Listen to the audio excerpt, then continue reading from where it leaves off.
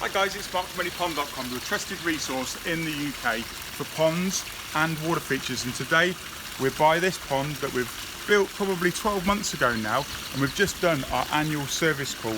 About 60 to 90 minutes to service the pump and make sure that everything's working and everything's in balance. And apart from 2 cleanings that the client did, that's all the maintenance that's been done. We've been fishing out a little bit of blanket weed, or the client has been fishing out a little bit of blanket weed, but it's very easy. Just get a garden cane and twist it off. It's all about balance. Blanket weed is not a bad thing if it's kept in check. As you can see on this particular pond, it's full of plants. You've got a wildlife section at the back on the right hand side and a fish section between the waterfall and the skimmer. And we created this one as an ecosystem, so everything is welcome in this pond.